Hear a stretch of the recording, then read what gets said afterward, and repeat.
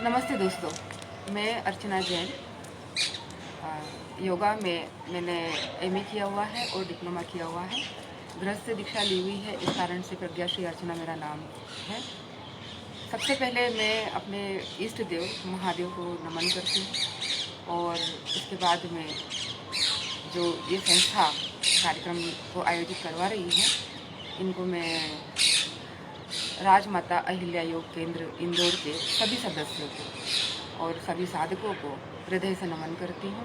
आप सभी को हृदय से नमन करते हुए आज मैं अपने विषय पर कुछ चर्चा करना चाहूँगी। पहले प्राणायाम और ध्यान के माध्यम से जीवन प्रबंधन।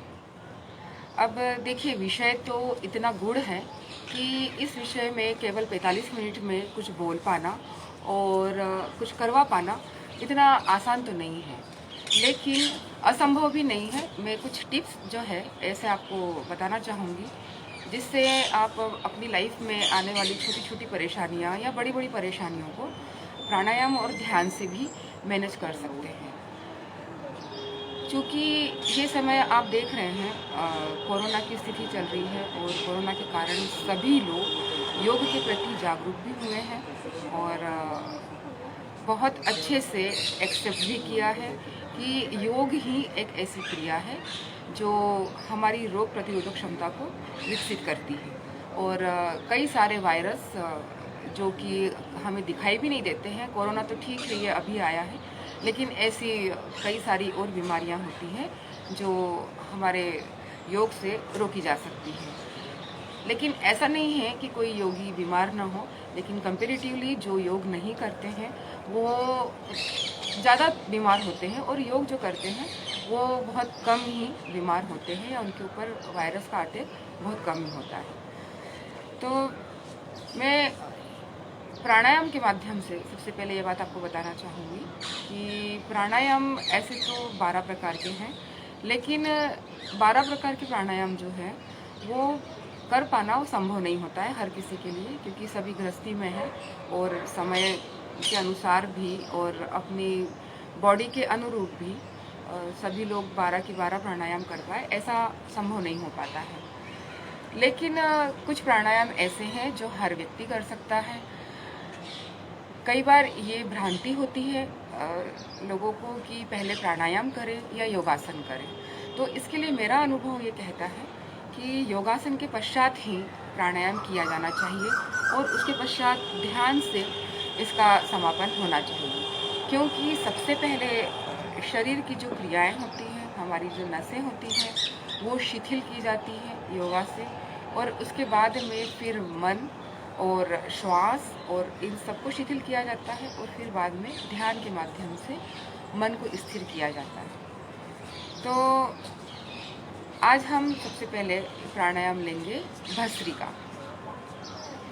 ये प्राणायाम जो है, इस प्राणायाम में कफ जो होता है, आपको एक और बात बता दूँ मैं कि हमारे योग, प्राणायाम और ध्यान ये हमारे शरीर में कफ, पित्त और वात को संतुलित करता है। जितनी आवश्यकता है उतना रखता है और अनावश्यक है उसको बाहर निकाल देता है। तो ये संतुलन के लिए हम इन तीनों क्रियाओं को करते हैं। चूँकि मेरा सब्जेक्ट है प्राणायाम और ध्यान, तो मैं आपको इसी विषय में आपको बताऊंगी। भस्त्रिका जो है, भस्त्रिका करने से पहले मैं आपको इसके बारे में बता देती हूँ। भस्त्रिका करने से हमारे जो फेफड़े हैं वो स्वस्थ होते हैं और इसके साथ में ही टॉक्सिन्स जो होते हैं वो टॉक्सिन्स बाहर निकलते हैं। टॉक्सिन्स होते हैं विषैले तत्व। हमारे शरीर में जो भी विषैले तत्व हैं, जो भोजन पदार्थ से या पानी से या अन्य किसी भी वायु से भी, प्रदूषण से भी, किसी भी प्रकार से जो हमारे अंदर न चाहते हुए भी आ जाते हैं, तो उन विषैले तत्वों को बाहर निकाला जाता है। और इसके साथ ही पाचन क्रिया हमारी वो सुदृढ़ होती है और इसके साथ साथ हमारा जो कफ है वो भी इससे बाहर निकलता है।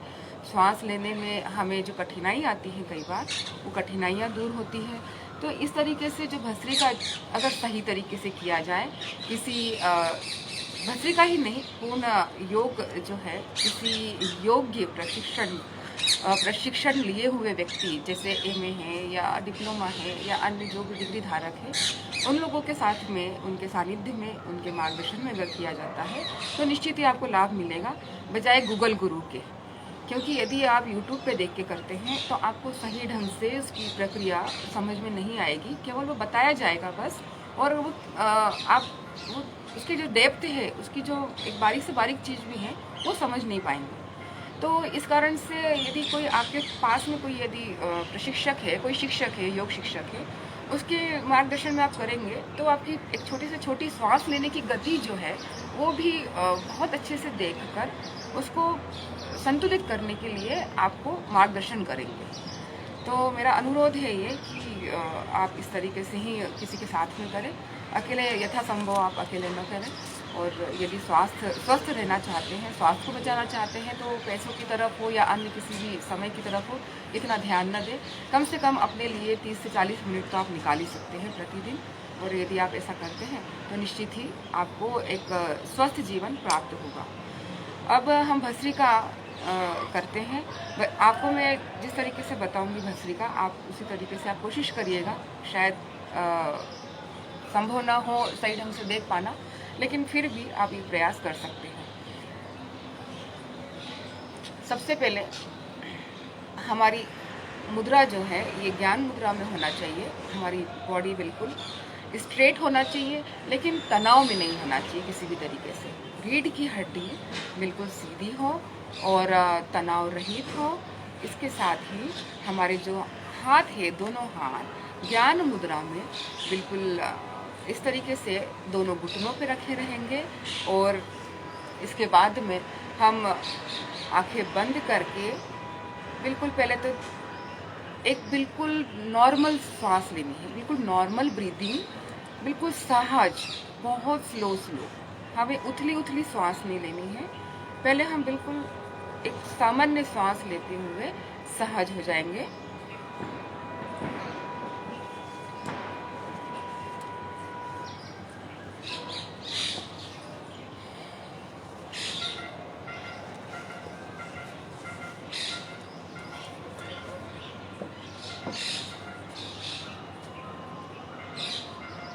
और अपनी श्वास की तरफ हमारा पूरा ध्यान देंगे।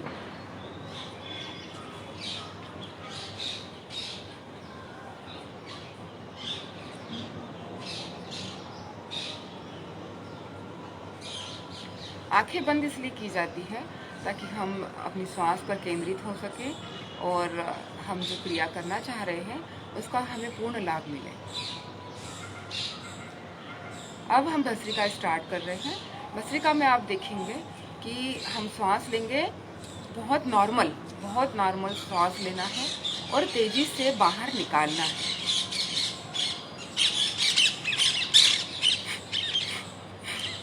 इस तरीके से थोड़ी सी अगर आवाज़ केवल हमें ही सुनाई दे, अड़ोसी पड़ोसी को न सुनाई दे, इतनी आवाज़ के साथ में हम भस्त्रिका कर सकते हैं।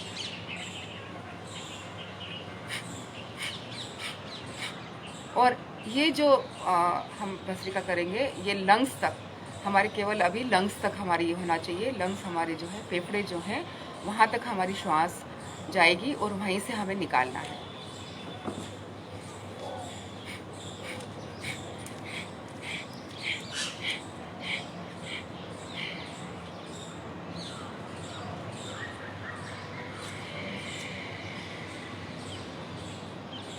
इसे हम केवल 5 से 10 बार, अगर हम शुरुआत कर रहे हैं भस्त्रिका की, यदि कोई भी साधक पहली बार कर रहे हैं तो केवल 5 बार इस तरीके से तेज़ी से सांस निकालेंगे, 5 से 10 बार, या उनकी सुविधा अनुसार, लेकिन ज़्यादा बार नहीं।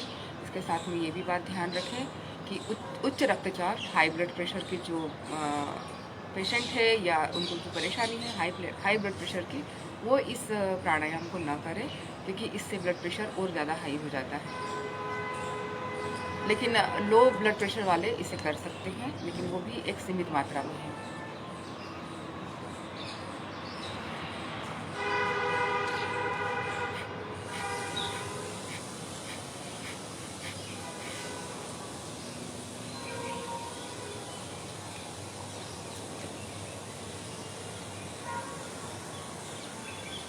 तरीके से बॉडी पोस्चर मैंने रखा है, बिल्कुल सुखासन। यदि संभव हो तो पद्मासन लगाए, संभव हो तो सिद्धासन लगाए, नहीं तो सुखासन में, क्योंकि बॉडी में कहीं पर भी कोई भी पेन नहीं होना चाहिए, किसी तरीके की कोई ऐंठन, किसी तरीके की कोई भी दबाव महसूस नहीं होना चाहिए, नहीं तो ये क्रिया कर नहीं पाएंगे। पूरा ध्यान हमारा उसी पीड़ा पर ही रह जाएगा।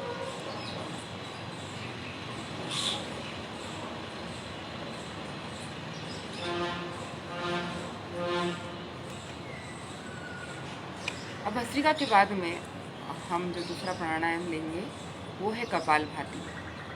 कपालभाति प्राणायाम जो है, आपको नाम से ही ये चीज़ पता चल रही है। कपाल जो होता है हमारा, जो सिर, हमारा जो पूरा इतना जो हिस्सा है हमारा माथे का, ये पूरा हिस्सा ये कवर होता है। और इसमें लाभ तो बहुत है सभी प्राणायाम के, लेकिन कुछ कुछ गिने चुने जो मैं है खास वो बता रही हूँ आपको। इसमें जो एक तो चेहरे का तेज बढ़ता है, और इसके साथ ही मोटापा कम होता है, वजन संतुलित रहता है। इसके प्रतिदिन करने से, है ना, एक दिन करने से कुछ नहीं होगा, प्रतिदिन करने से। और आध्यात्मिक हमारी जो है रुचि वो बढ़ती है, और हम कई सारे चीज़ें ऐसी जो खाने में आ जाती है या सोचने में भी आ जाती है, तो ये सारे प्राणायाम जो है हमें सहायता करते हैं कि वो किस तरीके से बाहर निकल जाए। कपालभाति के इस क्रिया में पेट है, जो पेट तक, हमारी नाभि तक हमें श्वास लेनी है और नाभि से ही बाहर निकालनी है। इसमें 2 तरीके से होता है और 2 विधियां हैं। इसकी मैं आपको पहली विधि में आपको बताती हूँ, मेरे साथ में आप करें। अगर प्रयास कर सकते हैं करने का तो आप निश्चित करें।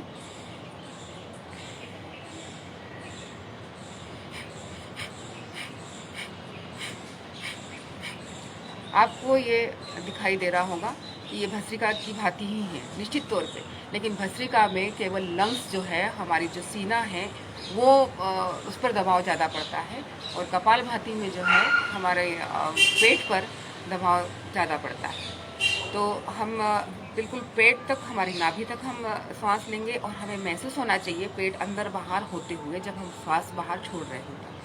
और इसके साथ साथ में हम ये प्रयास कर सकते हैं कि जब हम बाहर श्वास छोड़ रहे हैं तो हमारी निगेटिविटी, जितनी भी हमारे अंदर नकारात्मकता है, जितना भी हमारे अंदर क्लेश है, जितना भी हमारे अंदर दुख है, वो इस हमारी रेचक क्रिया से, जो श्वास बाहर हम निकाल रहे हैं, उस क्रिया से वो भी बाहर निकल रही है। हालांकि ये सब एक साथ चीज़ें कर पाना इतना आसान नहीं होता, लेकिन इतना मुश्किल भी नहीं है। तो कपालभाति हम करेंगे, आप ध्यान दीजिएगा कि उसमें पेट का संकुचन बराबर हो, और ये क्रिया भी हम जब रोज़ करते हैं कम से कम 5 से 10 बार कर सकते हैं। और अभी मैं आपको 2 बार करा रही हूँ, उसके बाद दूसरी विधि मैं आपको बताती हूँ इसी की।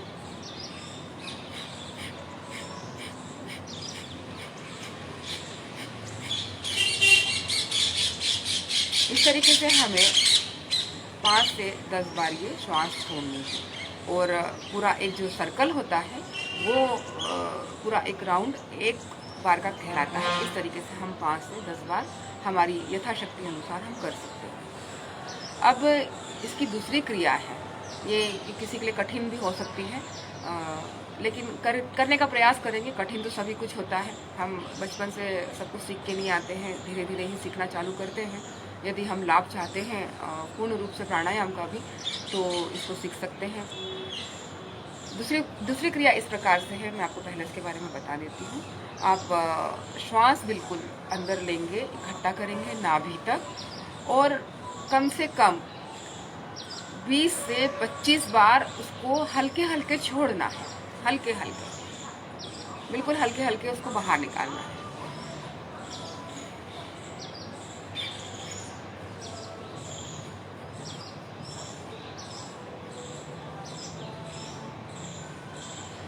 एक बार सांस ली है, उसको निकाला 20 बार, ये इस तरीके से होता है।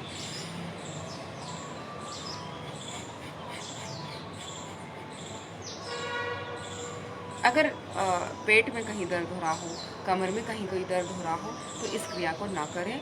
और यदि अल्सर से किसी को कोई तकलीफ़ हो रही हो, या अस्थमा या दमा या इस तरीके की किसी को कोई शिकायत रही हो, या अभी भी हो, या कोई सर्जरी से, मेजर सर्जरी से यदि कोई निकला हो, तो कृपया वो कपालभाति और भस्त्रिका ना करें, क्योंकि इससे शरीर पर दुष्प्रभाव पड़ेगा। इसका स्वास्थ्य का लाभ तो नहीं मिलेगा, दूसरी तरीके से गलत प्रभाव जरूर पड़ सकता है।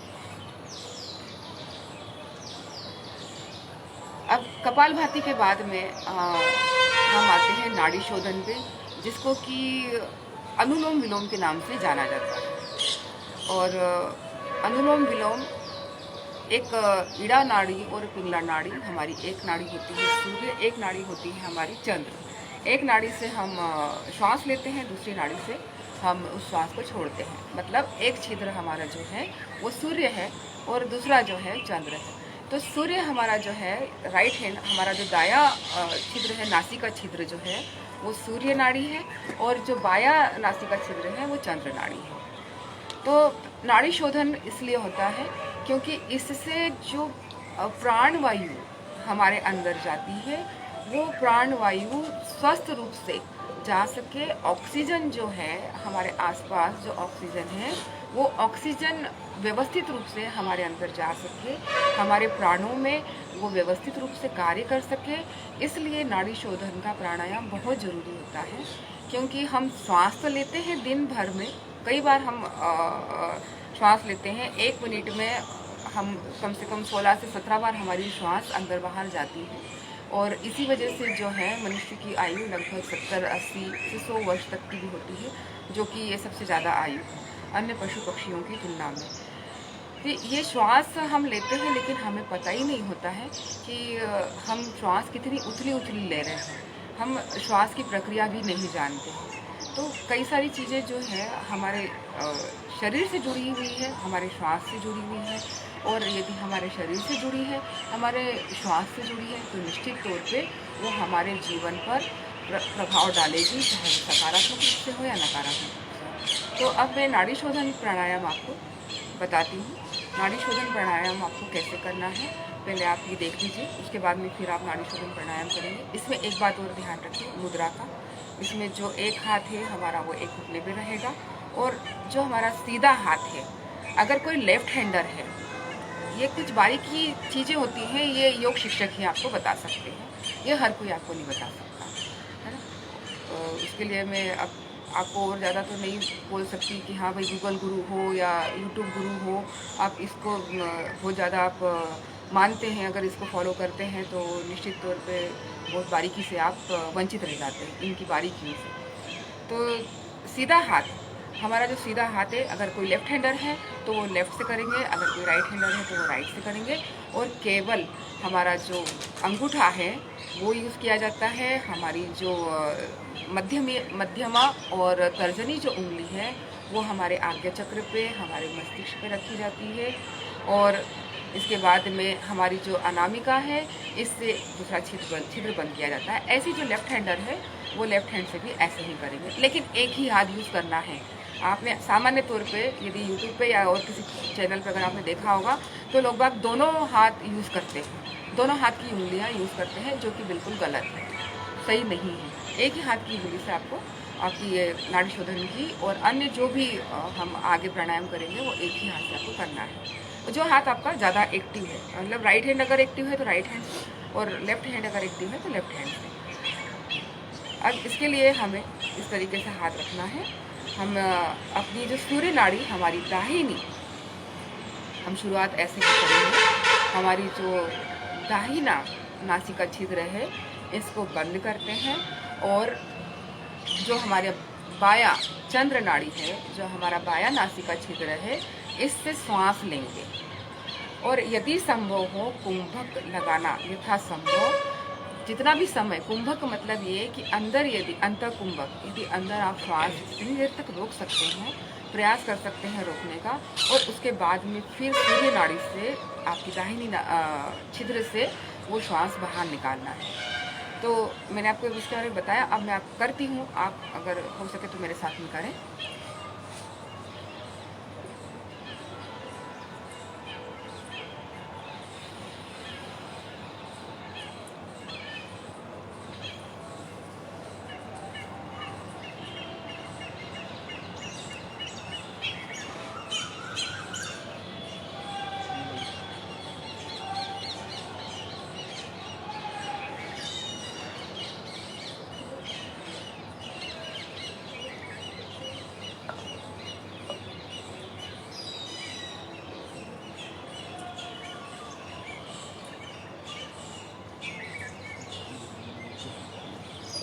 इसी अनामिका अंगुली से हमने जो चंद्र नाड़ी का द्वार हमने जो बंद किया हुआ है, हमारा नासिका छिद्र जो बंद है उसे हम बंद ही रहने देंगे और सूर्य नाड़ी से हम दाहिनी नासिका छिद्र से श्वास लेंगे अंदर। बहुत धीरे धीरे श्वास लेना है, बहुत धीरे धीरे, ताकि ये नाभि तक हमारा पेट फूलना भी चाहिए और अंदर भी जाना चाहिए, ये हमें पता चलना चाहिए। इस संपूर्ण क्रिया में हमारा पूरा ध्यान श्वास पर केंद्रित रहना चाहिए।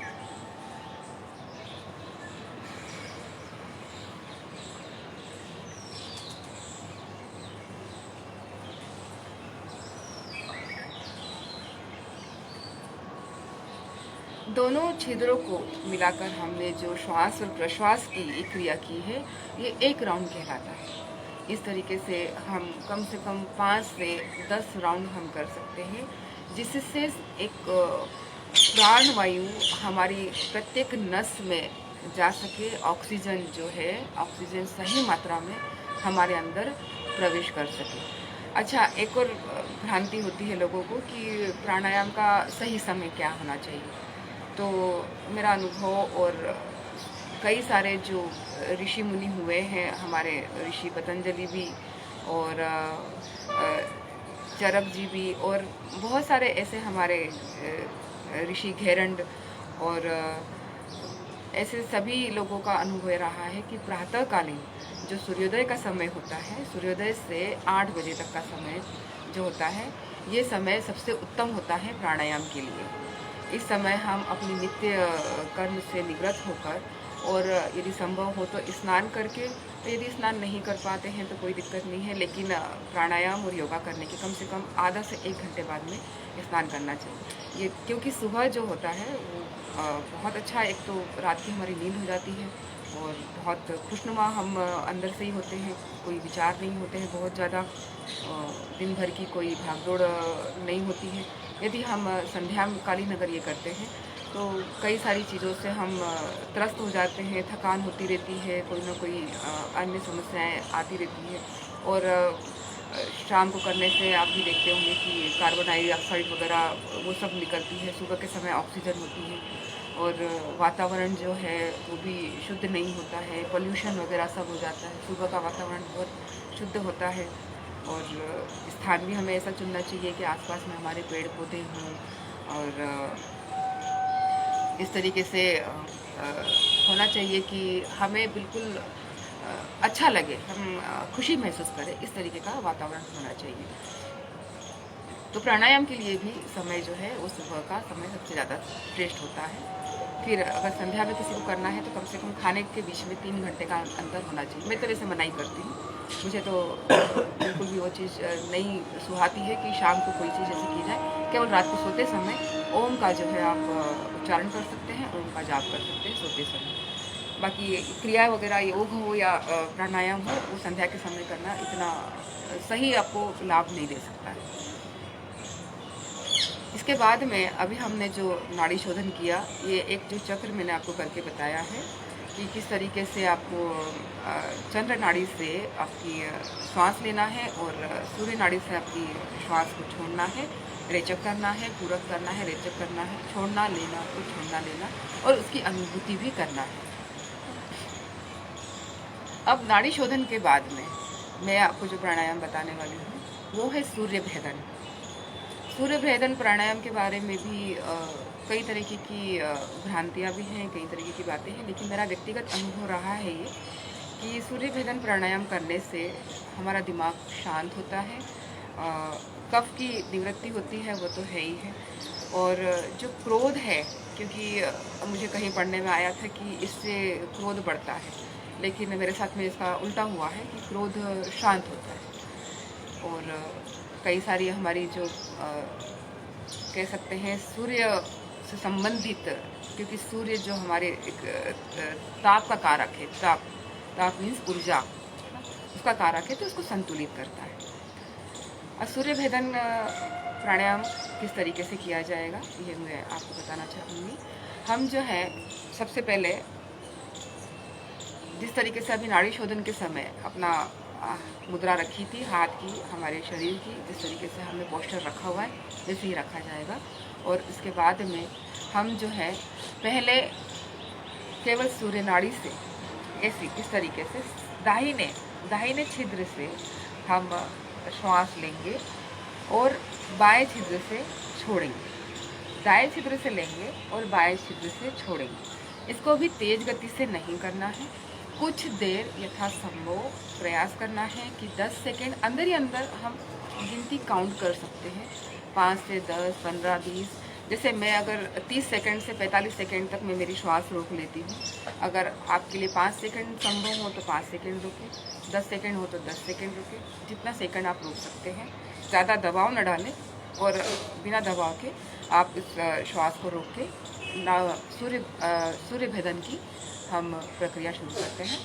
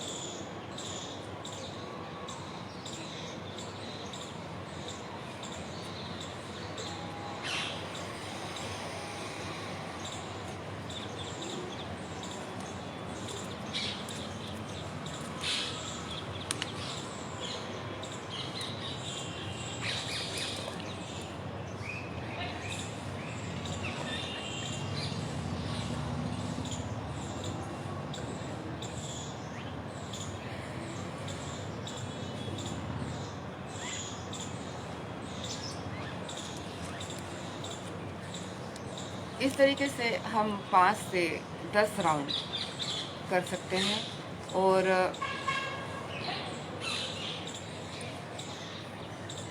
इन 5 से 10 राउंड में हमें खुद पता चलेगा कि हमारा मस्तिष्क जो है वो कितना शांति की ओर बढ़ रहा है, हम कितना अच्छा अनुभव कर रहे हैं। इसके बाद में नाड़ी शोधन के बाद में मैं उज्जाई प्राणायाम होता है, जो उज्जाई प्राणायाम के बारे में आपको पहले थोड़ा सा बता दूँ। इससे हमारे जो स्वर हैं वो व्यवस्थित होते हैं, स्वरीले होते हैं, बिल्कुल सुरीले अच्छे शब्द सुनाई देते हैं, उच्चारण जो है वो सही ढंग से होता है। इसके साथ साथ कई बार अगर आपने किसी को हकलाते हुए देखा होगा तो उनका अगर ये प्रतिदिन अगर ये उज्जाई प्राणायाम करते हैं तो उनके हकलाना कम होते होते बंद भी हो सकता है, लेकिन उसके लिए समय लगता है। इसमें करना ये होता है कि हम बिल्कुल सामान्य श्वास लेंगे और सामान्य श्वास लेते समय हमें यहाँ पर हमारी जो थायराइड ग्लैंड है, इस थायराइड ग्लैंड पर कंपन महसूस होना चाहिए और बिल्कुल हल्की सी आवाज़ जो होती है श्वास लेते समय या छोड़ते समय, जैसे भी सुविधा अनुसार लगे। यदि छोड़ते समय कंपन महसूस हो या थोड़ा बहुत हमारी आवाज़ निकले चलेगा, अगर लेते समय अगर हमें कंपन महसूस हो और आवाज़ निकल रही हो तो वो भी चलेगा। दोनों ही स्थिति में उज्जाई प्राणायाम साधा जा सकता है और मेन उसका उद्देश्य यही होता है कि गले से संबंधित, क्योंकि थायराइड ग्लैंड यहाँ पर होती है, कफ वगैरह की भी काफ़ी सारी चीज़ें यहाँ पे इकट्ठा होती है और साइनस वगैरह की अभी पूरा प्राणायाम के अगर सारी क्रियाएं की जाए तो इन सब चीज़ों से तो मुक्ति मिलती ही है। साइनस की बीमारी हो, अस्थमा की हो, दमा की हो, लेकिन वही है बात कि किसी योग्य शिक्षक के साथ में आप करेंगे तो ज़्यादा लाभ मिलता है। ये सभी चीज़ें होने लगती है, लेकिन धीरे धीरे होती है। शुरुआत करते हैं और ऐसा ही नहीं होता है कि हम तुरंत ही हमको रिज़ल्ट भी मिलने लग जाए, लेकिन जब अच्छा लगेगा तो निश्चित तौर पे आप रोज़ करना चाहेंगे और रोज़ करेंगे तो आपको पता चल ही जाएगा कि कितने समय में आपके अंदर की कितनी कितनी जो विकार है, कितनी कितनी जो बीमारियाँ हैं, वो किस तरीके से दूर हुई है। तो अब उज्जाई प्राणायाम जो है, उज्जाई प्राणायाम आप बिल्कुल धीरे धीरे, हम धीरे धीरे श्वास लेंगे और गले पे हमारी जो ग्रीवा है, यहाँ पर हमारी जो थायराइड ग्लैंड है, यहाँ पर हम श्वास को यहाँ पे महसूस करना है। पेट पे भी नहीं, लंग्स पे भी नहीं, कहीं पे नहीं, हमें यहाँ पे महसूस करना है कि यहाँ से हमारे अंदर भी जा रही है और बाहर भी निकल रही है।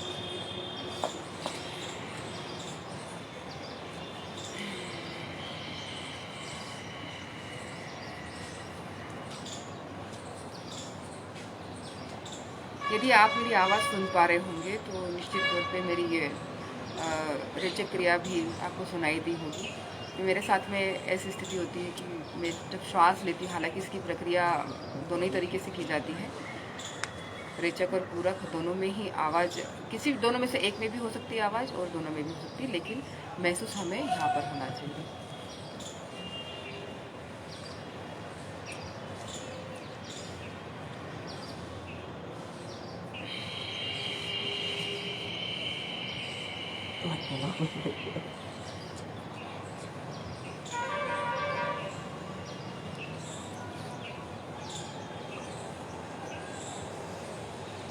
संपूर्ण क्रिया के दौरान हमारे चेहरे पे कोई तनाव नहीं होना चाहिए, हल्की सी मुस्कान या बिल्कुल रिलैक्स मुद्रा में होना चाहिए, क्योंकि हम तनाव कम करने के लिए ये सारी क्रियाएं करते हैं, सारी विधियां करते हैं, तनाव लेने के लिए नहीं करते हैं।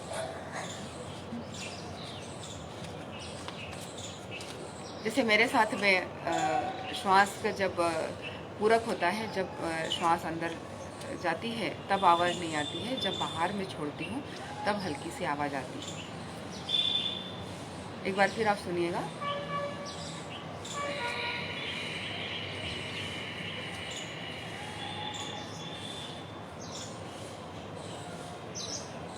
कंपन तो मैं ही महसूस कर सकती हूँ, ऐसे ही सभी आप अपना थायराइड ग्लैंड पे कंपन आप महसूस कर सकते हैं और आवाज़ भी आप सुन सकते हैं। ये क्रिया भी कम से कम 5 से 10 बार होना चाहिए। इसके बाद में हम जो है भ्रामरी प्राणायाम, क्योंकि अगर कोई स्टूडेंट है, विद्यार्थी है और वो अपनी पढ़ाई में एकाग्रता नहीं कर पा रहे हैं, याद नहीं कर पा रहे हैं, याददाश्त की कमजोरी है या अन्य कई सारी ऐसी चीज़ें होती हैं जो नहीं होना चाहिए, इससे परेशान है और पढ़ने बैठते हैं तो मन इधर उधर जाता है, तो उन लोगों के लिए भ्रामरी प्राणायाम जो है बहुत लाभदायक है, क्योंकि ये पूर्ण रूप से हमारे मन मस्तिष्क को एकाग्र करता है और हम जो भी कार्य कर रहे हैं उसे फोकस करने में सहायता करता है। तो भ्रामरी प्राणायाम के लिए मुद्रा हमारी थोड़ी सी चेंज होगी। हम बैठेंगे सुखासन में ही, और चाहे सिद्धासन हो, पद्मासन हो, लेकिन सुखासन हो जिसमें हमारे शरीर को कष्ट नहीं होना चाहिए। अब भ्रामरी प्राणायाम के लिए हम इस तरीके से, ये जो होती है हमारी फिंगर से, इसमें केवल हमारी जो तर्जनी उंगली है, मध्यमा भी नहीं लेंगे और कोई सी भी नहीं लेंगे, पूरी उंगलियों को हम ऐसे करके इस तरीके से करेंगे और अपने दोनों कान जो है, दोनों कान को बंद करेंगे, जिस तरीके से भी बंद कर सकते हैं ताकि बाहर की कोई आवाज़ नहीं सुनाई दे। और उसके बाद में हम जो श्वास लेंगे, वो श्वास लेते हुए हमें एक जो जुगनू होते हैं, जो भंवरे होते हैं, इस तरीके की आवाज़ हमें निकालनी है। वो आवाज़ हमें ही सुनाई देगी, आसपास भी सुनाई दे भले, कोई दिक्कत नहीं है, लेकिन वो आवाज़ निकालते हुए रेचक के समय हो या पूरक के समय हो, कंडीशन वही है, जो भी हो हमारी शरीर की अवस्था के हिसाब से, किसी को रेचक में किसी की आवाज़ निकलती है, किसी की पूरक में निकलती है। मतलब अगर हम श्वास ले रहे हैं तो आवाज़ निकल सकती है, अगर श्वास छोड़ रहे हैं तो आवाज़ निकल सकती है। दोनों ही स्थिति में हमें मूल हमारा भाव ये होना चाहिए कि आवाज़ हमारी भंवरे की भांति एक जैसे साउंड में निकलनी चाहिए। ठीक है। तो अब हम ये भ्रामरी प्राणायाम करते हैं। इस तरीके से हम उंगली बंद करके, इस तरीके से हम पूरा कान बंद करेंगे और श्वास बिल्कुल धीरे धीरे लेना है।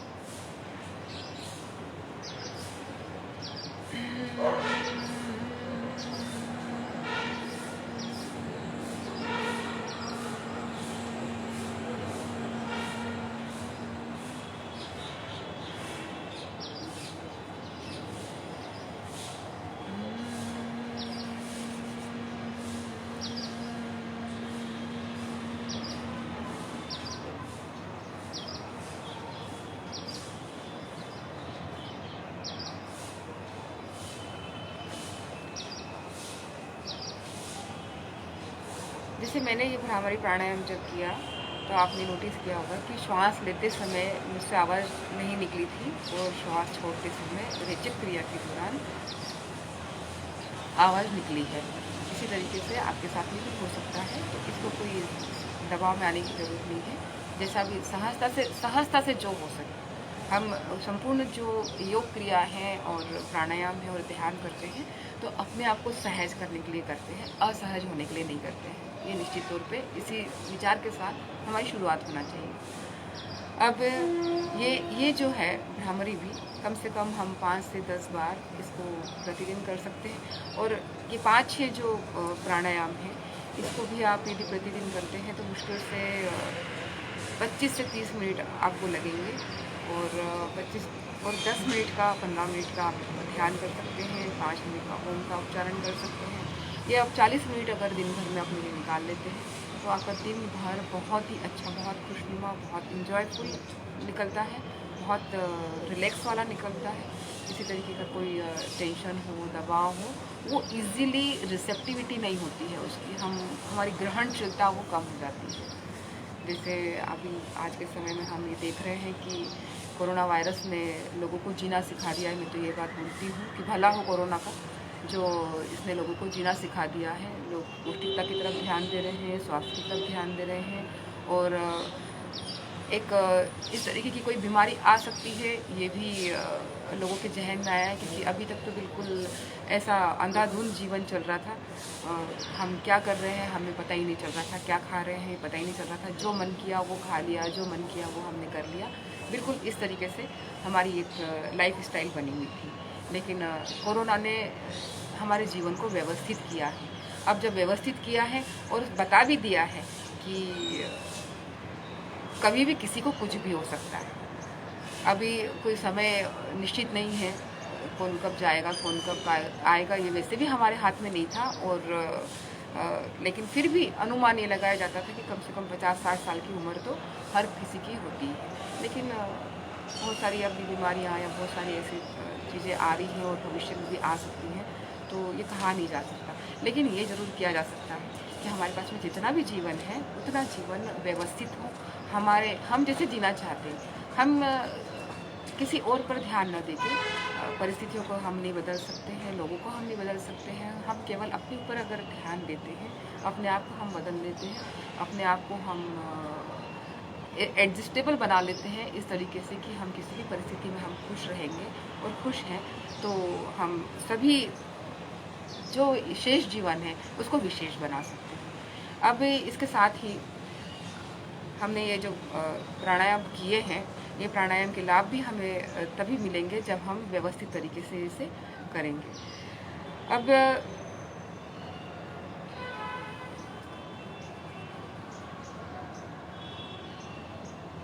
भ्रामरी प्राणायाम भी हो गया है हमारे लगभग 4 से 5 हमारे प्राणायाम हो गए हैं जो आवश्यक भी हैं, जो हर व्यक्ति कर सकता है और बहुत आसानी से।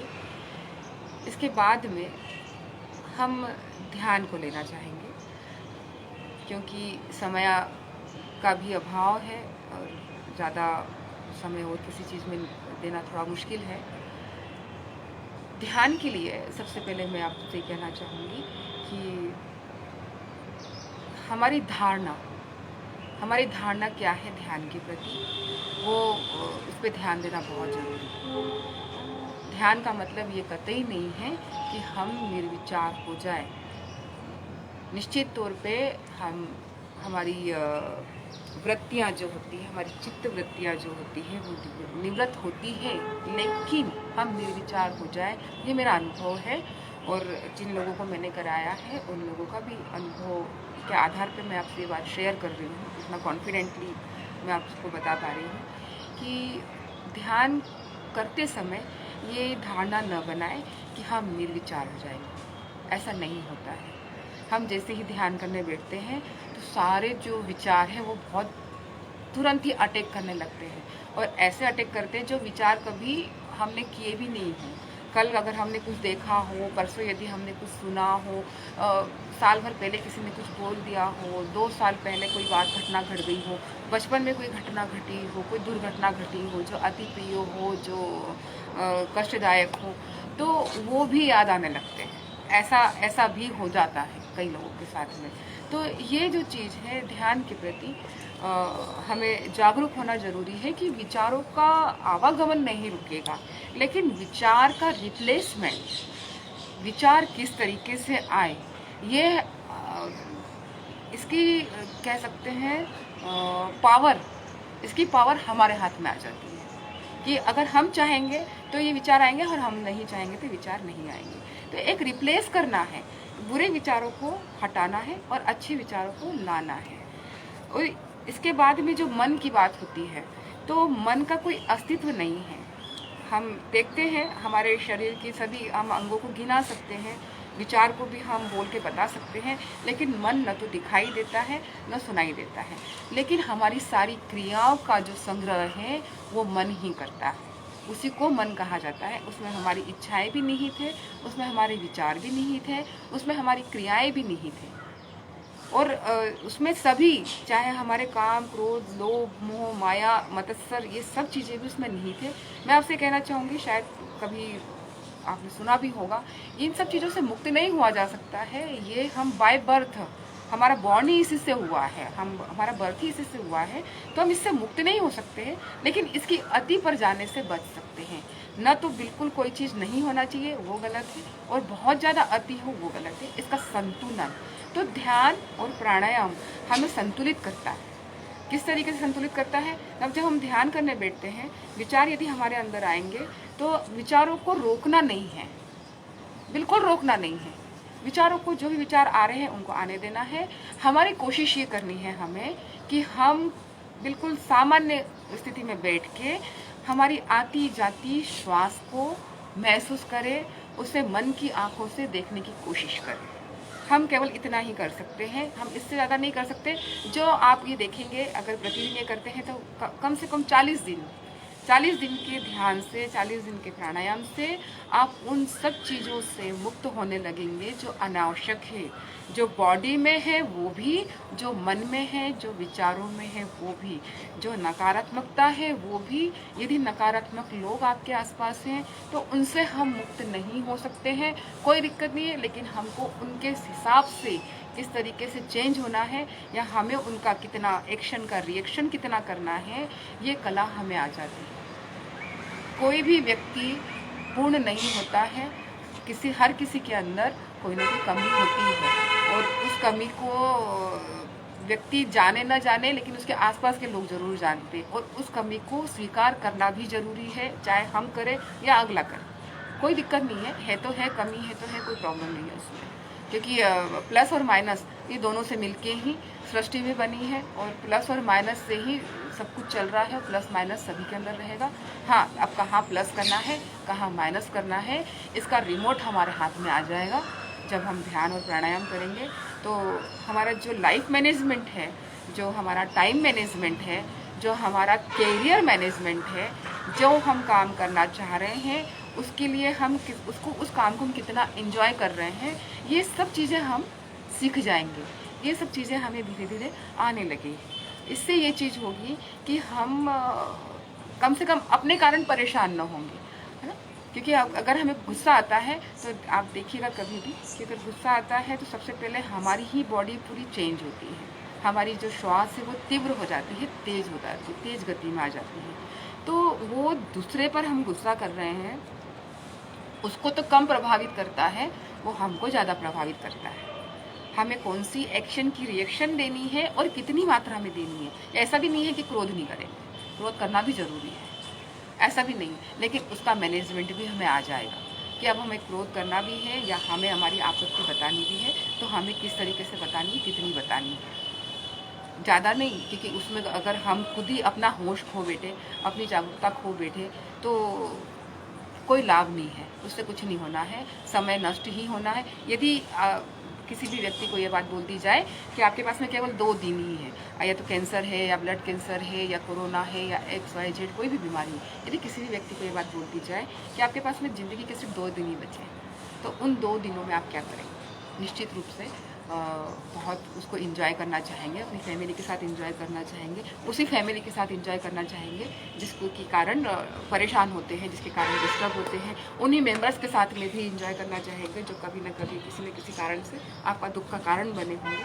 तो इस तरीके से अगर हम अपनी लाइफ में जीते कि हमारे पास में 2 दिन ही है, अभी 2 दिन में हमको जो करना है ये 2 दिन में ही करना है, तो हमारी जो सोचने की प्रक्रिया होती है वो बदलती है, सकारात्मक होती है, नकारात्मकता दूर होने लगती है। इस तरीके से धीरे धीरे हम अपने जीवन को बिल्कुल हमारे हिसाब से प्रबंधन कर सकते हैं, उसका मैनेजमेंट कर सकते हैं, हर छोटी से छोटी चीज़ को भी और बड़ी से बड़ी चीज़ को भी। तो अब ध्यान के लिए मैं एक शायद विधि आपने सुनी होगी, विपस्सना ध्यान होता है और म्यूज़िक मेडिटेशन भी होता है। ओम का जो एक बहुत साइलेंट सा साउंड होता है, उस पर ओम पर भी कर सकते हैं।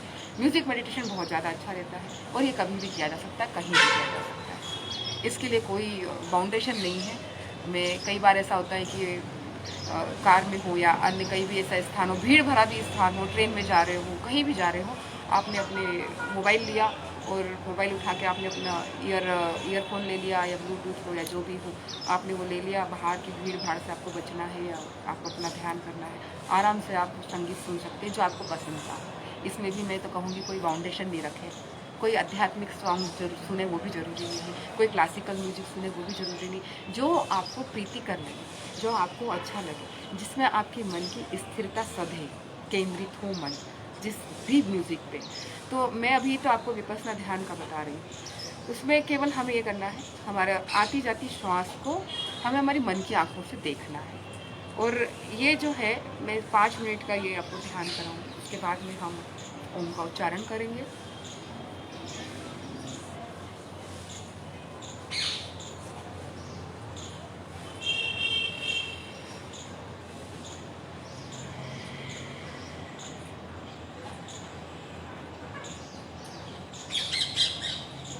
चेहरे पे बिल्कुल हल्की सी स्माइल रखनी है। आसपास यदि कोई भी आवाज़ आ रही है, किसी भी तरीके की आवाज़ हो, किसी भी तरीके की कोई भी खटर-पटर हो रही हो, कुछ भी हो रहा हो, कहीं कुकर की सीटी बज रही हो या कहीं गाड़ियों का आवागमन हो रहा हो, ट्रैफिक हो, कहीं चिड़िया चहचहा रही हो, कहीं अन्य किसी तरीके की किसी भी तरीके की यदि आवाज़ आ रही है तो उसको बाधा न समझे, सब जो चल रहा है उसको वैसे चलने दें और हम केवल और केवल अपने आती जाती श्वास पर हम ध्यान केंद्रित करने की कोशिश करें।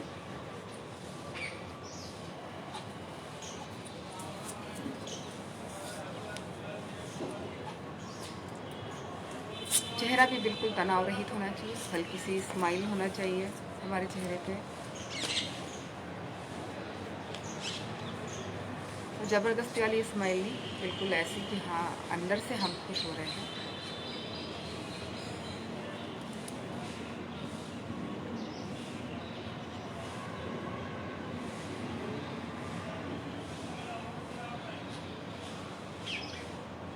पूरी नाभि तक श्वास लेना है और जब छोड़ना है तो बिल्कुल जितनी देर तक छोड़ सकते हैं।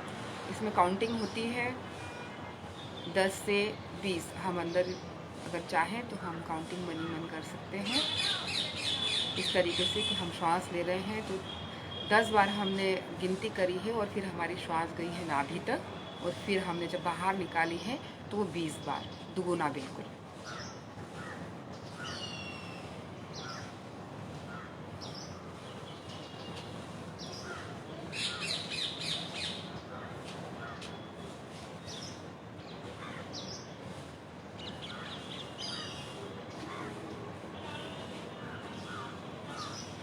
ध्यान की सारी विधियों में से ये सबसे ज़्यादा आसान विधि है, क्योंकि इसमें किसी भी प्रकार के किसी भी इंस्ट्रूमेंट की, किसी भी उपकरण की आवश्यकता महसूस नहीं होती है। इसमें हमें अपनी श्वास पर ही ध्यान केंद्रित करना होता है। विचार अगर आ रहे हैं तो उनसे कोई लड़ाई झगड़ा ना करें, कुछ नहीं करें, उनको आने दें, उनका काम कर रहे हैं उनको आने दें, जाने दें।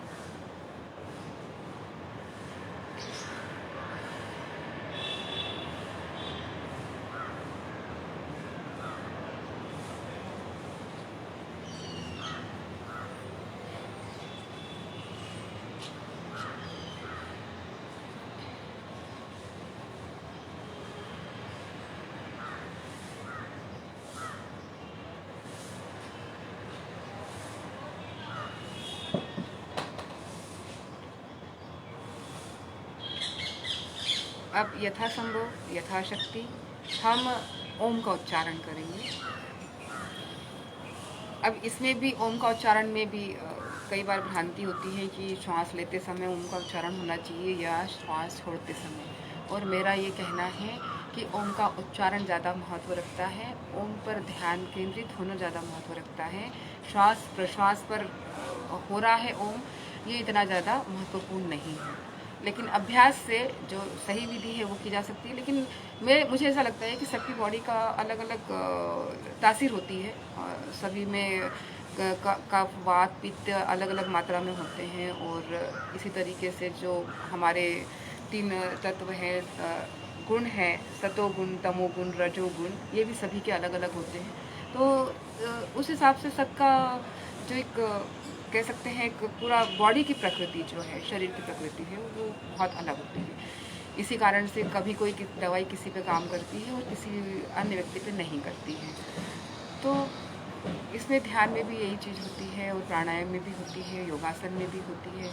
हर चीज़ में ये लागू होती है कि कोई सा आसन किसी को ज़्यादा लाभ पहुँचाता है और वही आसन किसी को बिल्कुल भी लाभ नहीं पहुँचाता है। तो अब जो है ओम का हम उच्चारण करेंगे, और बहुत सहजता से, बहुत हल्के से, बिल्कुल दिमाग हल्का रखते हुए, हमारा मन हल्का रखते हुए हम ओम का उच्चारण करेंगे।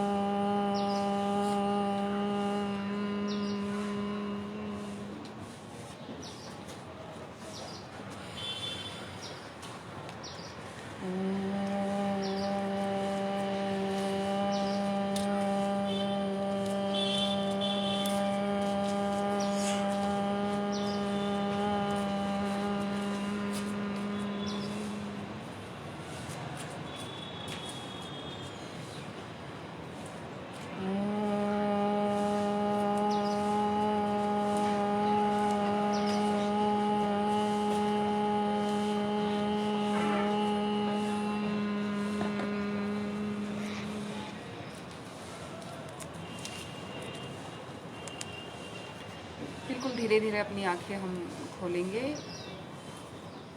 खोलने के पहले हम दोनों हथेलियों को रब करेंगे, और पूरे अपने चेहरे पे, अपनी आँखों पे, और इस तरीके से रखते हुए अपनी बॉडी पर सब तरफ घुमाते हुए हम रखेंगे। और अंत में हम आंखें बंद करके ही अपने शरीर के प्रत्येक अंग को, प्रत्येक कोशिका को धन्यवाद कहेंगे, क्योंकि इसी के कारण हम इस सुंदर सृष्टि का हिस्सा बन पाए हैं। इसी के कारण हम सब ये चीज़ें कर पा रहे हैं, देख पा रहे हैं, और एक मानव शरीर में हमारा होना इतना महत्वपूर्ण हो सकता है, ये महसूस करते हुए हम अपने सभी अंगों को, हमारे पैर के अंगूठे से लेके हमारे सिर के बाल तक हम धन्यवाद देते हैं। और मन ही मन हम ये कर सकते हैं। मैं तो आपको एक साधारण सी, एक सामान्य लैंग्वेज में, एक सामान्य भाषा में मैं आपको बता रही हूँ कि किस तरीके से ये किया जाना चाहिए, इसकी जो विधि है। क्योंकि हम अपने शरीर के अंगों को भी भूल जाते हैं। हाथ दिन भर काम करते हैं, हम उसको भी भूल जाते हैं। पाँव दिन भर काम करते हैं, चलते हैं, हमारा वजन उठा रहे हैं, हम इसको भी भूल जाते हैं। हम इन्हें कभी धन्यवाद नहीं देते।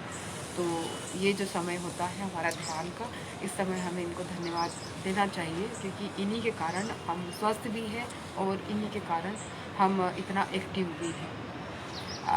अंत में मैं मेरी वाणी को विराम देने से पहले मैं मेरे सभी गुरुओं को धन्यवाद देना चाहती हूँ कि आज उनके मार्गदर्शन के कारण, उनकी शिक्षा के कारण मैं आज आप लोगों से रूबरू हो पाई हूँ। मेरे इष्ट देव जो है महादेव आदिनाथ योगी वही हैं जिन्होंने पूरा योग का विज्ञान के रचयिता, पूरा योग विज्ञान ही उन्होंने दिया है।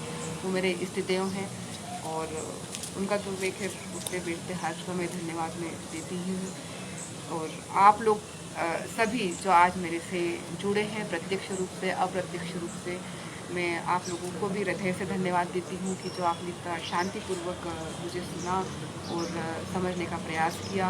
और मैं तो ये कहूँगी, एक अपनी पर्सनल एक एडवाइस दूँगी कि जो भी मैंने मोटे मोटे तौर पे आपको बताया है, ये मेरा जीवन का अनुभव रहा है। आज इसी कारण से मैं आज यहाँ जिस स्थिति में भी हूँ, मैं आज अपने आप को पा रही हूँ, उसी कारण से पा रही हूँ। आप भी अपने जीवन में ये लागू करें और अपने जीवन को आप बदलते देखिए। जीवन प्रबंधन आपका कैसे होता है आप देखिए, क्योंकि इतने कम समय में इतना कुछ कह पाना, इतना कुछ करवा पाना निश्चित ही आप सब समझ सकते हैं कि मुश्किल तो होता है। मैंने फिर भी मेरी तरफ से प्रयास किया है।